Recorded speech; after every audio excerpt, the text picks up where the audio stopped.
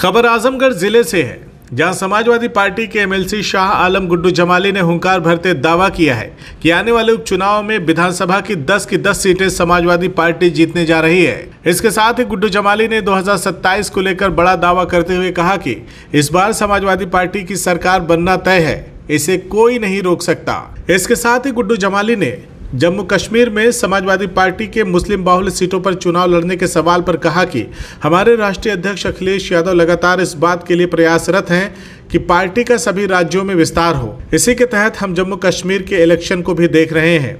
वहीं भारतीय जनता पार्टी के 2027 के चुनाव की चल रही तैयारियों और सपा की तैयारियों के संदर्भ में उन्होंने कहा कि ऐसा नहीं है कि सिर्फ भाजपा ही तैयारी कर रही है, समाजवादी पार्टी भी जमकर तैयारी में है और इस बार का चुनाव सपा जीतने जा रही है, क्योंकि जो काम 2012 से 2017 के दरमियान हुआ, लोग उसे आज भी याद कर रहे हैं।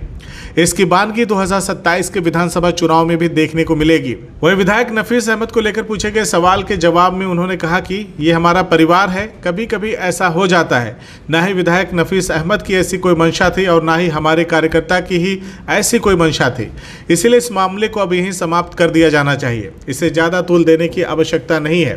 वहीं उत्तर प्रदेश सरकार की डिजिटल मीडिया पॉलिसी को लेकर जब उनसे पूछा गया तो इसके सवाल पर वो बचते हुए नजर आए। हालांकि समाजवादी पार्टी के राष्ट्रीय अध्यक्ष अखिलेश यादव ने इस पॉलिसी को लेकर तीखी प्रतिक्रिया व्यक्त की थी और अपने सोशल मीडिया के एक्स अकाउंट पर उन्होंने पोस्ट करते हुए लिखा था कि हम बांट रहे हैं दाने, गाँव हमारे गाने, जेल तुम्हारा घर है अगर हुए बेगाने।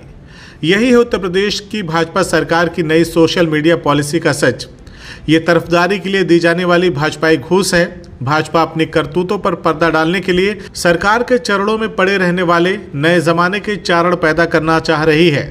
भाजपा भ्रष्टाचार की थाली में झूठ परोस रही है। जनता के टैक्स के पैसे से आत्म प्रचार के एक नए तरीका का भ्रष्टाचार है। गौरतलब हो कि 2024 लोकसभा चुनाव में विपक्ष की मजबूत आवाज बना था सोशल मीडिया, जिसके बाद यूपी में भाजपा का प्रदर्शन काफी फीका रहा। बहरहाल उत्तर प्रदेश सरकार की डिजिटल मीडिया पॉलिसी पर एमएलसी शाह आलम गुड्डू जमाली ने इतना कहा कि सबके अपने अपने काम करने के तरीके हैं।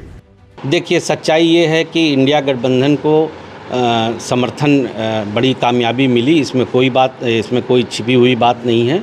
और उसके लिए हम अपने दल की तरफ से, अपनी नेता की तरफ से, माननीय राष्ट्रीय अध्यक्ष आदरणीय अखिलेश यादव जी की तरफ से हम लोग जनता को धन्यवाद भी देते हैं, सर झुका के उनका नमन करते हैं। लेकिन ये भी एक हकीकत है कि ये लड़ाई जनता लड़ रही थी, हम जैसे नेता नहीं लड़ रहे थे। जनता ने सरकार को नकारा, उनके कामों को नकारा। जनता दुखी है, नौजवान दुखी है देश का। और आने वाले दिनों में आप देखिएगा कि मुझे नहीं लगता कि बहुत लंबा अब ये चल पाएंगे, क्योंकि देखिए सरकार वही चलाएगा जो कुछ नौजवानों का, गरीबों का, किसानों का अपलिफ्टमेंट करेगा।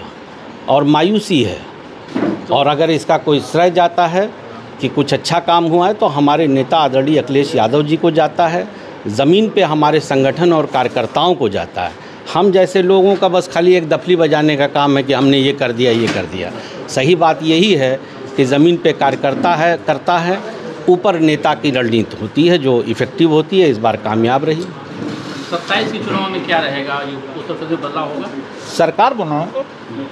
सरकार बनाएंगे, आप देखिएगा, और जनता बनाएंगे। हम लोगों की औकात थोड़ी है बना पाने और बिगाड़ पाने की। 27 की तैयारी भारतीय जनता पार्टी ने 2024 से ही कर दी है।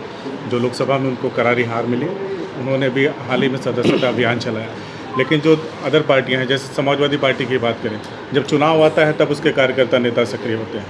तो इस पर क्या कहना आपका कि एक पार्टी है जो केंद्र में उसकी सरकार है, उत्तर प्रदेश में उसकी सरकार है, वो 27 की तैयारी कर रही है, लेकिन समाजवादी पार्टी अपने जीते हुए कैंडिडेट का भी स्वागत समारोह करवा रही है? देखिए, ऐसा नहीं है। सब राजनीतिक दल अपने अपने तरह से अपनी तैयारी कर रहे हैं, वो भी कर रहे हैं, अच्छी बात है। हम तो, आप जानते हैं, मैं विरोध के लिए किसी का विरोध नहीं करता। राजनीतिक दल भारतीय जनता पार्टी है, समाजवादी पार्टी भी एक बड़ा राजनीतिक दल है, कांग्रेस भी है। सब लोग अपने अपने तरीके से अपनी तैयारी कर रहे हैं। और समाजवादी पार्टी ज़मीन पे जितनी मेहनत कर रही है उतना कोई नहीं कर रहा है। ये एक कहने की बात है कि वो ज़्यादा कर रहे हैं, ये कम कर रहे हैं, और इसके नतीजे आप देखेंगे। अरे हमारे कार्यकर्ता या हमारे नेता या हमारे सांसद जिनका आप जिक्र कर रहे हैं, या हमारे राष्ट्रीय अध्यक्ष जितनी मेहनत कर रहे हैं उतना शायद ही कोई कर रहा हो। और आप देखिएगा, जनता का आशीर्वाद उनके साथ है, जनता का भरोसा उनके साथ है।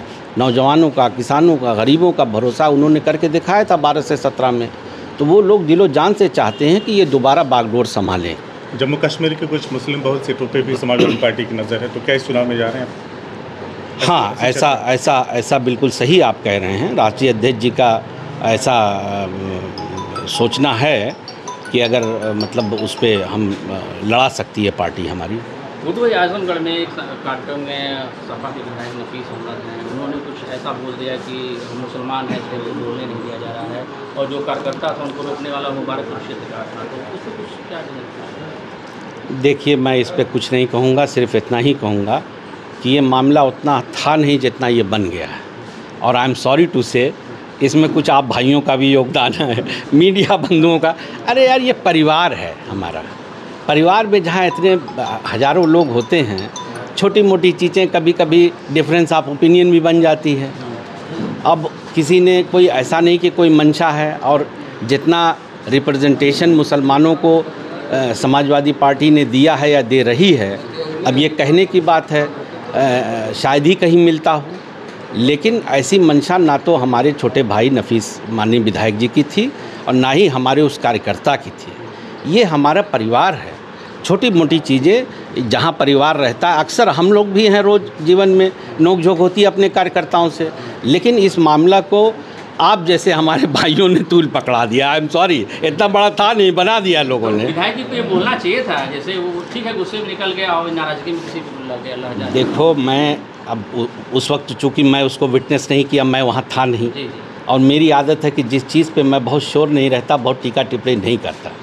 मैं इतना ही कहूँगा, ये कुछ नहीं है, ये परिवार है। हम लोग जैसे घरों में रहते हैं ना, अक्सर जो है उसमें कभी कभी डिफरेंस ऑफ ओपिनियन होता है, आपने कुछ कहा, मैंने कुछ कहा, लेकिन इसको भैया कृपया करके आप लोग बहुत, अभी तो वैसे ही बढ़ा दिया इतना, रोज़ उसी बात को अब ख़त्म करो, ये कुछ नहीं है। आपने अभी कहा कि 2027 में आप पूरी तरह से मुतमईन है कि समाजवादी पार्टी की सरकार बनेगी, लेकिन अभी हाल ही में उत्तर प्रदेश सरकार ने जो डिजिटल मीडिया पॉलिसी लागू की है, और कहीं ना कहीं 2024 के चुनाव में विपक्ष को जो डिजिटल मीडिया ने जो बड़ा फ़ायदा पहुंचाया था, उनकी बातों को प्रमुखता से दिखाया था, तो क्या लगता है इसका खामियाजा समाजवादी पार्टी को भुगतना पड़ेगा?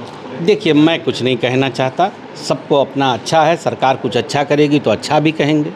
हमने कहा ना कि हम अखिलेश यादव जी की इस पर बड़ी तीखी प्रतिक्रिया आई हुई थी। देखो, हम सिर्फ इतना कह रहे हैं कि हर दल, हर सरकार या हर राजनीतिक दल अपने अपने लिए प्रयास कर रहा है।